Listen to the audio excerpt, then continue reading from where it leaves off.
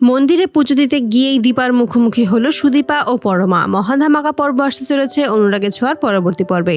এই ভিডিও শুরু করার আগেই তোমাদের বলে রাখি, এই মহাধামাকা পর্ব এবং নতুন নতুন ভিডিও পেতে অবশ্যই আমাদের চ্যানেলটিতে নতুন হয়ে থাকলে চ্যানেলটি সাবস্ক্রাইব করতে ভুলবে না। তো চলো শুরু করা যাক এই মহাধামাকা পর্ব। কুন্তলার ডেরা থেকে রূপাকে উদ্ধার করে সুদীপা ও পরমা নিজেদের আসল পরিচয় জানতে পারে। তারপরেই চৌধুরী বাড়িতে ফিরে আসে। চৌধুরী বাড়িতে সবাইকে দেখতে পেয়ে অবাক হয়ে যায় এবং সুদীপা ও পরমা চুপ করেই থাকে, কেউ কোনো কথাই বলে না। ঠিক সেই মুহূর্তে শ্রুতি পরমার কাছে এসে বলে যে, তুই কোথায় ছিলি? আমি খুব টেনশন করেছি, খুব চিন্তা করেছি তোর জন্য, কিন্তু তোকে কোথাও পাইনি। তোকে কতবার ফোন করেছি কিন্তু তুই ফোনটা তুলিসনি। আমার উপর কিসের এত রাগ করে আছিস রে মা? তখনই পরমা অতনুবাবুর কাছে এসে বলে যে, বাবা তুমি আমাকে সত্যি করে বলবে আমি সত্যি তোমার মেয়ে কিনা? এতে করে অতনুবাবু অবাক হয়ে যায়। সে এখন কি বলবে কিছুই বুঝতে পারে না। তখনই পরমা জানিয়ে দেয় যে, আমি বলছি আমি আসলে তোমাদের মেয়েই নয়, আমি আর সুদীপাই হচ্ছি যমজ বোন। এতে করে সকলেই অবাক হয়ে যায়। তখনই সুদীপা বলে যে, হ্যাঁ এটাই সত্যি। আমি জানি এটা আপনাদের অনেকের মানতে কষ্ট হবে, তবে এটাই সত্যি। আমি আর পরমাই হলাম যমজ বোন। পরমাই আমার সেই বোন যেই বোনকে আমি ছোটবেলায় হারিয়ে ফেলেছিলাম, যেই বোনকে